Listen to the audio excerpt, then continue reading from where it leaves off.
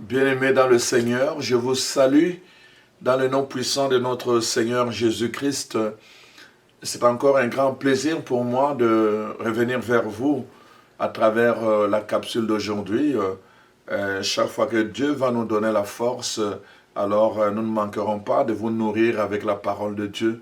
Je vous remercie, vous tous, vous toutes qui prenez à cœur ces enseignements, non pas simplement pour accumuler les connaissances, mais vraiment pour vous aligner par rapport à la pensée de Dieu, à la volonté de Dieu. Merci à vous tous qui faites la promotion de ces enseignements. Nous avons besoin tous de devenir des missionnaires. Nous avons besoin d'impacter notre monde, notre environnement par la pensée du Christ.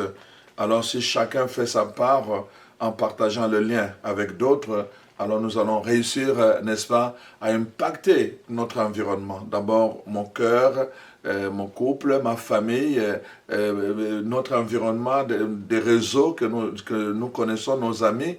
Et progressivement, Dieu va faire son travail. Et nous deviendrons cette armée pour laquelle je prie tous les jours, cette armée de conquérants. Nous avons besoin de reconquérir le monde pour Christ.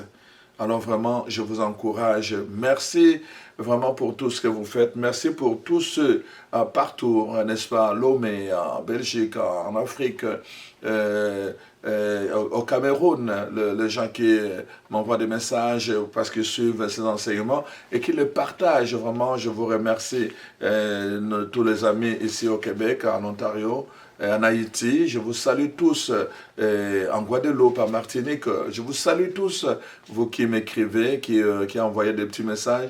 Merci pour vos beaux commentaires, ça m'encourage et ça encourage toute l'équipe technique avec moi. Alors soyez bénis dans le nom de Jésus-Christ. Alors chers frères et sœurs, vous savez que, n'est-ce pas, nous avons ensemble, dans les capsules qui ont précédé, n'est-ce pas, examiner l'importance de mettre de l'ordre dans notre vie. Dans notre vie, n'est-ce pas, notre vie, si nous voulons voir la manifestation de Dieu. Nous avons examiné ensemble, depuis quelques temps déjà, quelques semaines, tout ce qui concerne cet ordre-là. Cet ordre concerne bien sûr notre relation avec Dieu d'abord, toute la question de l'autel que nous avons examiné. Cet ordre concerne aussi notre vie de famille, toute la notion de l'attente que nous avons examinée. Cet ordre concerne aussi notre vie professionnelle, la notion du puits, du travail que nous avons examiné ensemble. Je vous encourage vraiment de regarder tous ces enseignements-là, du début jusqu'à la fin, parce qu'il y a une logique à travers ces enseignements-là. Ne sautez pas, prenez le temps, vraiment. Il n'y a rien qui presse, prenez votre temps, c'est à votre disposition, personne ne va les enlever. Alors vraiment, je vous encourage à aller vraiment du début jusqu'à la fin, prenez le temps, vraiment, Dieu va vous le récompenser. Imaginez-vous que si vous ne prenez pas le temps pour vous-même, qui va le faire pour vous? Si vous n'avez pas le temps de prier pour vous-même, qui va prier pour vous? Si vous n'avez pas le temps d'invoquer Dieu pour vous-même, qui va l'invoquer pour vous? Alors prenez le temps, chers frères et sœurs, c'est aussi une marque de votre coopération. Dieu libère, vous ne savez pas à quel endroit Dieu va vous toucher, à quel endroit la parole de Dieu va vous toucher. Ne sautez pas des endroits, parce que vous pouvez manquer parfois quelque chose qui est essentiel, nécessaire pour votre situation et pour votre vie. Alors vraiment, je vous encourage à le faire. Donc, je disais donc que nous avons été donc invités à mettre de l'ordre, mais aussi à rebâtir, n'est-ce pas, l'autel de Dieu qui a été, n'est-ce pas, renversé dans notre vie. Mais nous avons aussi été invités à dresser des tentes, notre habitation, n'est-ce pas, familiale. Et tout cela, c'était très, très important. Ce travail de bâtir, n'est-ce pas, et de dresser la tente ne se fait pas une fois pour toutes. Ce n'est pas une affaire de dire, bon, j'ai déjà fait ça et puis c'est fini. Non, c'est tous les jours qu'il faut le refaire. tous les jours qu'il faut les refaire. Voilà pourquoi vraiment, on ne peut pas se dire, bon, moi j'ai déjà fait ça et puis ça suffit, non. Quand tu as bâti l'autel, c'est tous les jours, je vous avais dit, il faut l'entretenir, matin, midi, soir, encore matin, midi, soir, encore. Et la Bible dit il faut mettre du bois, matin, midi, soir, et la nuit encore, pour que le feu de l'autel ne puisse pas s'éteindre. C'est très important, c'est toute la question, vous voyez, de l'entretien. Nous devons entretenir notre autel, nous devons entretenir notre tente, nous devons entretenir, n'est-ce pas, toutes ces choses-là, mais aussi nous devons le protéger. Nous devons protéger cela. Pourquoi? Mais parce que la parole de Dieu nous dit dans l'évangile de Jean 10, que nous avons un ennemi, et cet ennemi ne vient que pour voler. Il vient voler, il vient détruire. Il vient détruire ce que nous avons bâti. Si nous ne protégeons pas notre autel, si nous ne protégeons pas notre tente, et si nous ne protégeons pas notre puits, l'ennemi va venir détruire. Nous avons vu comment les Philistins venaient détruire, remplir de sable le puits qu'Abraham avait, n'est-ce pas, creusé. L'ennemi va venir détruire notre travail. Il va détruire notre tente. Et il va détruire notre autel. Nous avons vu combien de fois les autels ont été renversés. Et à la place, Baal a été élevé. On a bâti des autels pour Baal, le dieu Baal. Et l'autel de Yahweh a été renversé. Pourquoi? Parce que justement, cet autel n'était pas protégé. Alors donc, c'est vraiment très très important de prendre vraiment du temps pour protéger notre autel. Voilà, je voulais aussi vous montrer pourquoi nous devons protéger. Je vous ai dit que nous devons entretenir constamment, continuellement notre autel, nous devons entretenir constamment, continuellement notre tente, nous devons entretenir constamment et continuellement notre puits, n'est-ce pas? Et je vous dis pourquoi. Premièrement, parce qu'il y a un ennemi, il est là pour venir voler, il est là pour venir détruire, il est là pour venir égorger. Alors donc c'est important que nous puissions, n'est-ce pas, entretenir et protéger. Entretenir et protéger. Alors donc, la deuxième raison, parce que l'ennemi, parfois, il va choisir des moments où nous sommes distraits, où nous sommes endormis, pour venir mettre la confusion dans notre travail, la confusion dans notre famille, la confusion dans notre hôtel. L'ennemi est comme ça, il peut venir là où nous avons bâti, nous avons travaillé, nous avons sémé, lui va venir pour jeter quelque chose d'autre pour créer la confusion. Et nous trouvons ça dans l'évangile de Matthieu, le chapitre 13, du verset 24 au verset 30 que nous allons lire. Voici la parole de Dieu que vous connaissez, c'est la parabole des livrets. Matthieu, donc, 13, alors nous, voici la parabole des livrets. Verset 36, je vais commencer par le verset 36. Alors, il renvoya la foule et entra dans la maison.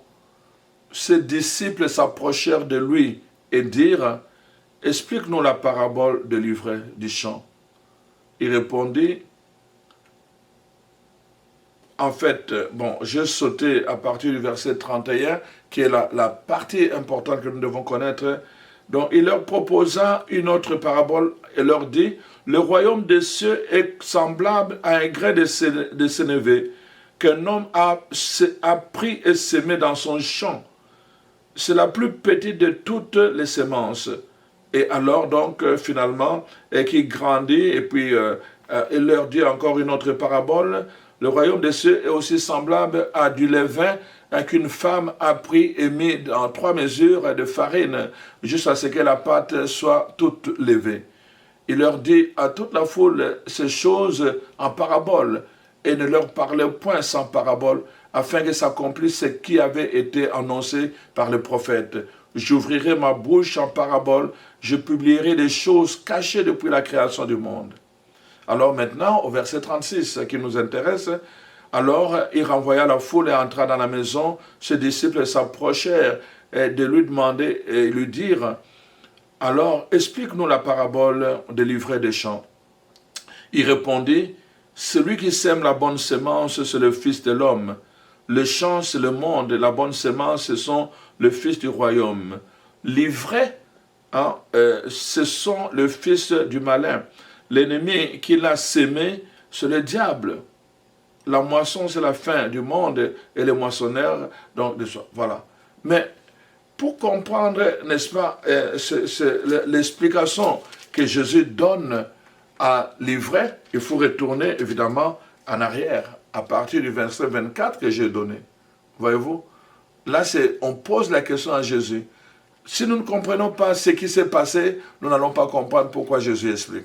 À partir du verset 24, il leur proposa une autre parabole et dit, « Le royaume des cieux est semblable à un homme qui a sémé une bonne semence dans son champ. Mais pendant que les gens dormaient, son ennemi vint et sema des livrets parmi le blé et s'en alla. Lorsque l'herbe eut poussé et donné du fruit, l'ivraie parut aussi. Les serviteurs du maître de la maison vinrent lui dire, « Seigneur, n'as-tu pas sémé une bonne semence dans ton champ? Mais d'où vient donc qu'il y a des livrets? » Alors il leur répondit, « C'est un ennemi qui a fait cela. » Et le serviteur lui dit, « Veux-tu que nous puissions arracher cela? » Il dit, « Non. » Voilà, donc je suis en train de vous montrer votre champ, c'est votre hôtel, votre champ, c'est votre famille, votre tente, votre champ, les champs dont il est question, c'est votre travail, votre vie professionnelle. La parabole concerne cela aussi. Donc c'est notre champ d'activité, c'est notre champ de vie, c'est notre champ d'opération, c'est notre champ d'adoration. Et ce champ-là, C-H-A-M-P, voilà, ce champ-là dont je suis en train de parler, vous s'aimez, chaque fois que vous priez, vous s'aimez. Chaque fois que vous faites l'offrande, vous s'aimez. Chaque fois que vous dialoguez en couple, vous s'aimez. Chaque fois que vous prenez du temps en famille, vous êtes en train de s'aimer toujours. Mais la parabole nous dit que pendant que les gens dormaient, n'est-ce pas, l'ennemi, voyez-vous, il y a toujours l'ennemi. L'ennemi ne vient que pour voler, pour détruire et tout. Pendant que les gens dormaient, il vient s'aimer la confusion. Lui jette aussi sa sémence. Il jette sa sémence. Vous, la sémence que vous jetez, c'est une sémence que vous contrôlez parce que vous savez que cette sémence est la bonne, ça va donner de bons fruits. Mais lui vient avec la mauvaise sémence. Et les deux espèces de sémences grandissent ensemble. C'est la confusion. Dans beaucoup d'hôtels, dans la vie spirituelle de plusieurs enfants de Dieu, il y a cette confusion-là. La confusion dont il a été question à l'époque du prophète Élie. Les gens tergiversaient, ils allaient chez le prophète Baal, par le Dieu Baal, ils venaient chez Yahweh, ils tergiversaient comme ça. Et Élie leur a dit, vous devez arrêter avec cette confusion. Ou bien c'est Baal qui est Dieu, allez là-bas, ou bien c'est Dieu, Yahweh qui est Dieu, et venez vers Yahweh. Pas de confusion. Dieu n'est pas comme Dieu, Yahweh n'est pas comme Baal. Vous ne pouvez pas les confondre tous les deux. Dans la vie spirituelle de plusieurs personnes, ils ont remplacé Dieu par autre chose. Ils ont remplacé Jésus-Christ par autre chose. Ils ont remplacé la parole de Dieu par la tradition des humains. Il y a une confusion. L'ennemi vient tout le temps s'aimer des choses comme ça, même dans notre vie spirituelle. Et avec le temps, on prend ça pour acquis, on pense que c'est comme ça, on pense que c'est normal. Dès que tu ramènes les gens à la parole de Dieu, parfois c'est toi qui vont traiter de fou. Voyez-vous, chers frères et sœurs, l'ennemi vient, il jette pendant que vous avez jeté, et les deux poussent ensemble. Et vous pouvez penser que c'est vous qui avez jeté cela. Dans la vie familiale, c'est la même chose. La vie de couple, c'est la même chose. Vous êtes dans votre vie de couple, vous avez des valeurs que vous voulez développer, et à certains moments, vous allez ailleurs, ou l'un du couple va ailleurs, et il va apprendre d'autres valeurs qui n'ont rien à voir avec ce que vous avez édifié. Et à force d'amener ça dans le couple, la mauvaise sémence, ça va pousser ensemble, ça va créer la confusion. Dans la vie familiale, c'est la même chose. C'est la confusion. On voit maintenant même dans des communautés religieuses, là où vraiment les gens étaient consacrés à Dieu jour et nuit. Aujourd'hui, on apprend que même des choses, n'est-ce pas, j'apprends parfois des gens en Afrique, on va chercher des choses du monde, on va chercher même parfois, on voit dans l'occultisme, dans l'occulte, on va aller chercher le pouvoir pour faire du tort à d'autres, dans des communautés religieuses. la confusion sur le plan spirituel. Voyez-vous, la confusion sur le plan communautaire. La confusion. L'ennemi vient jeter la sémence qui est la mauvaise et il fait pousser ça ensemble. Quand on n'a pas le discernement, on pense que tout cela c'est la bonne sémence.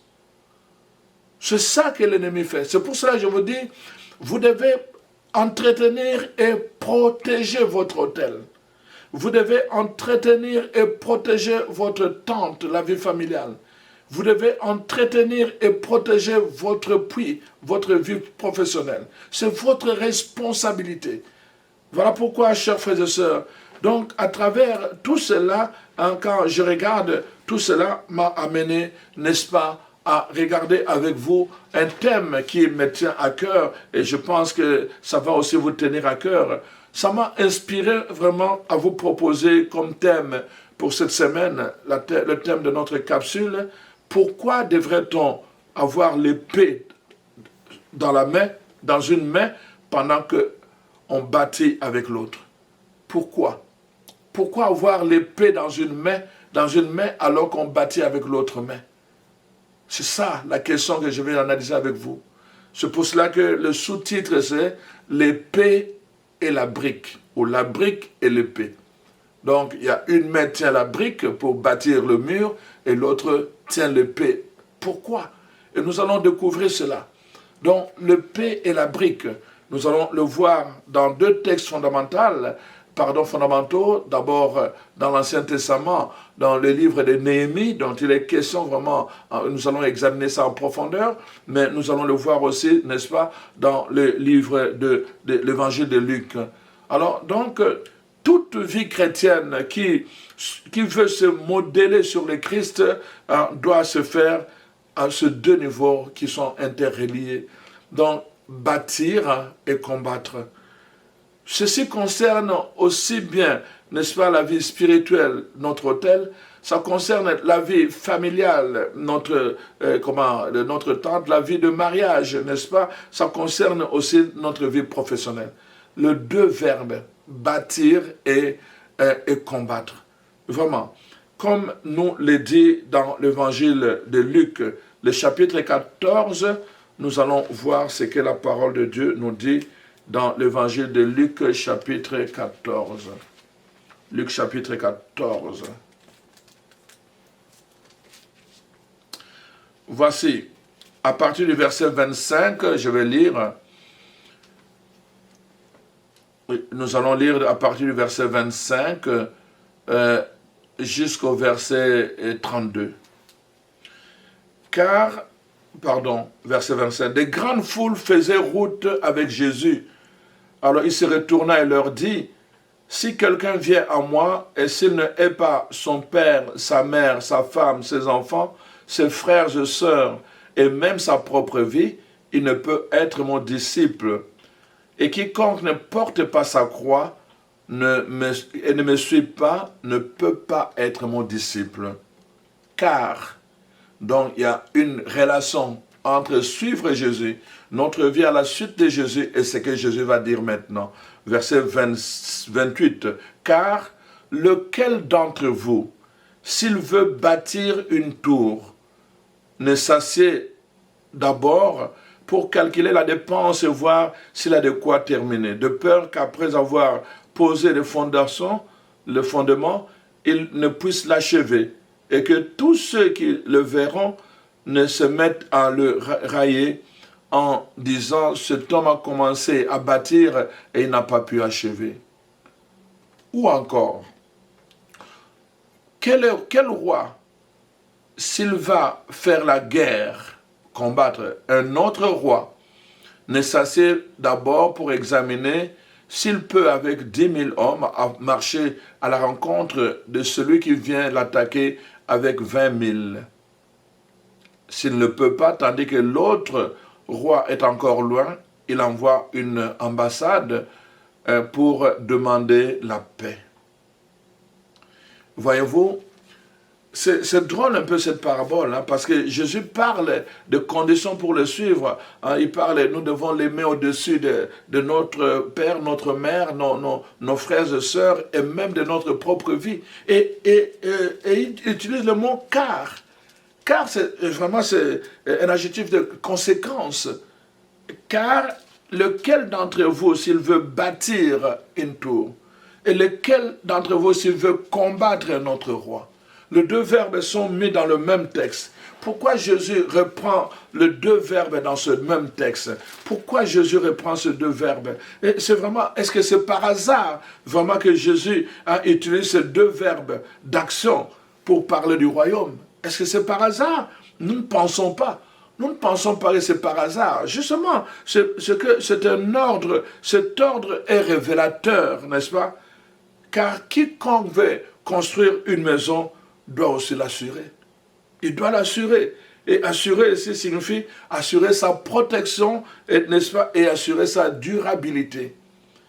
Donc ce n'est pas par hasard que Jésus donne. Il commence par bâtir. Nous devons commencer par bâtir. La vie chrétienne commence par être bâtie et ensuite par combattre. Quand on devient adulte, quand on apprend à connaître Jésus, quand on apprend à utiliser les armes spirituelles, alors on commence à combattre.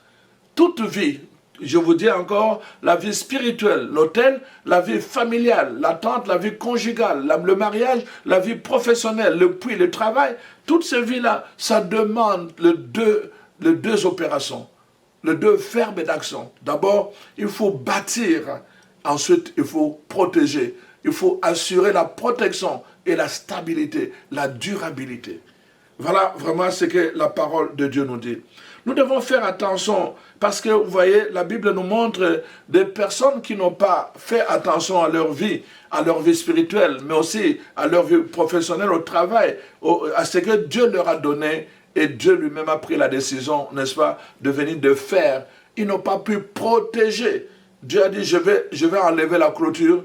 Quand Dieu enlève la clôture, ou plutôt quand nous ne protégeons pas, quand nous ne sommes plus protégés, quand notre travail n'est plus protégé, quand notre famille n'est plus protégée, quand notre mariage n'est plus protégé, quand notre hôtel n'est plus protégé, les animaux sauvages viennent, l'ennemi entre sans difficulté, et alors il vient s'aimer l'ivraie dans notre vie. Nous allons voir, n'est-ce pas, le psaume 79, voici ce que le psaume nous dit, le psaume 79. Nous allons prendre ce psaume parce que à partir du verset 1, 79, voilà. Voici ce que le psaume 1 dit, après nous prendrons Isaïe. Les nations ont envahi ton héritage, elles ont profané ton saint temple, elles ont fait de Jérusalem un morceau de pierre, elles ont livré les cadavres de tes serviteurs en pâturage aux oiseaux du ciel, la chair de tes fidèles aux bêtes de la terre, elles ont versé leur sang comme de l'eau. Tout autour de Jérusalem, il n'y a eu personne pour les enterrer. Nous sommes devenus l'objet d'opprobre pour nos voisins, l'objet de moquerie et de risée pour ceux qui nous entourent. Alors, au verset 7, car on a dévoré Jacob et ravagé sa demeure. Voyez-vous? Tout cela, nous devenons l'objet d'opprobre, de risée et de moquerie. Pourquoi? Parce qu'on a ravagé. Quand l'ennemi nous ravage, n'est-ce pas? Quand il ravage notre demeure, c'est parce que la clôture ne nous protège plus. Malheureusement. Et c'est ça qui arrive, voyez-vous? Alors, ils vont envahir notre héritage. Les nations ont envahi ton héritage.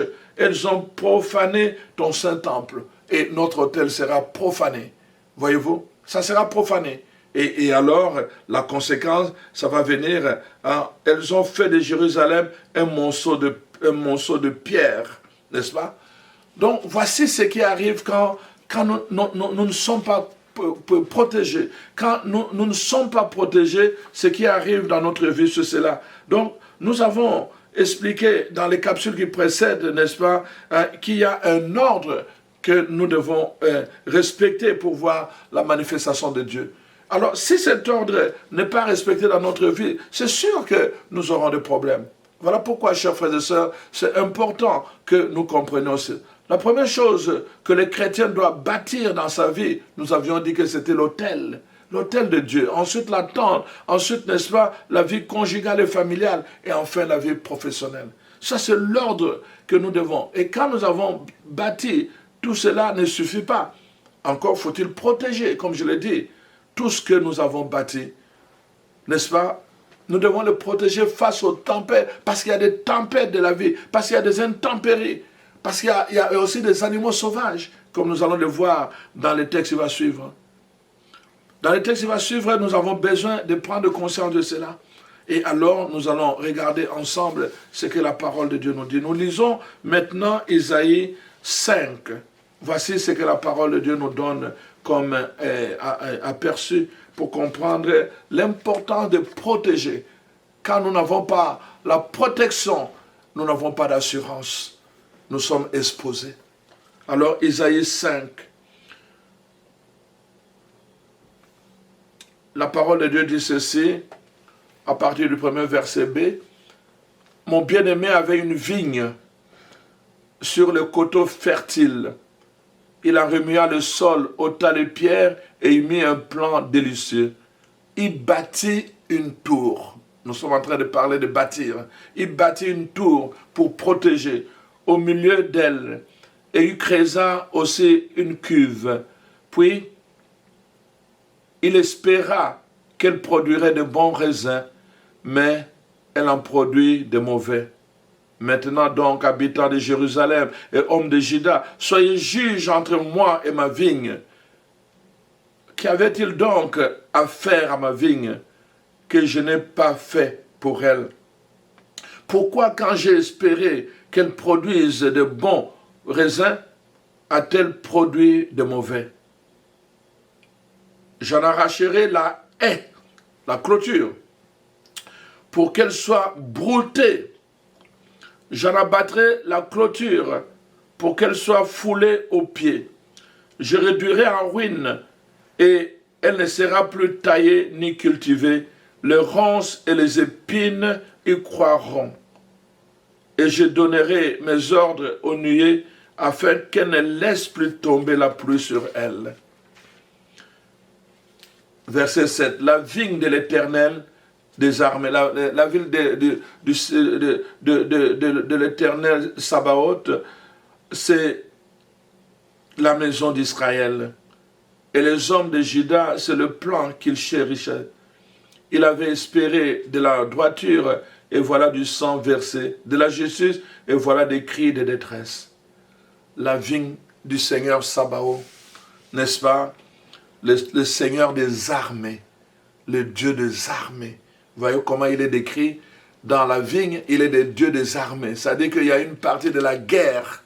Notre Dieu est armé parce qu'il est le Dieu des armées, parce qu'il y a une guerre. Il combat pour son peuple, pour ses enfants. Le Dieu des armées, la vigne de l'Éternel des armées, c'est la maison d'Israël. Vous voyez toute la notion de la vigne, de la maison, le travail, le puits, et la maison, l'habitation. Et nous voyons la tour, la clôture dont il est question à travers notre enseignement d'aujourd'hui. Chers frères et sœurs, vraiment, je suis en train de vous montrer progressivement ce qu'il en est dans notre vie de foi. C'est important que nous puissions vraiment regarder ensemble ce que la parole de Dieu nous propose. Voyez-vous? Donc, je suis en train de vous montrer que quand nous ne faisons pas attention, quand nous ne cultivons pas, quand nous n'entretenons pas notre autel, quand nous n'entretenons pas notre mariage, quand nous n'entretenons pas notre famille et quand nous n'entretenons pas notre vie professionnelle, notre travail, eh bien, ce qui va arriver, nous n'allons pas produire ce que Dieu attend de nous. Et alors, il dit ceci, moi, je vais fermer le ciel. Il n'y aura plus de bénédiction. Il n'y aura plus de bénédiction. La pluie ne tombera pas sur vous. Imaginez-vous. Dieu va fermer le ciel, il dit, je vais enlever votre protection. Si Dieu enlève votre protection, vous êtes foutus. Vous êtes foutus au niveau physique et au niveau spirituel. Voilà pourquoi c'est important, chers frères et sœurs, de prendre à cœur cet enseignement. Vous devez vraiment faire attention à l'enseignement qui porte sur l'épée et la brique. Vous devez faire attention. Qu'est-ce que ça signifie dans notre vie de tous les jours? Nous allons prendre le temps d'analyser cela. Voyez-vous, la vigne du Seigneur, de Dieu des armées, n'est-ce pas, c'est la maison d'Israël. C'est votre maison, c'est ta maison, c'est ma maison, c'est mon hôtel. C'est ça la vigne de l'Éternel des armées.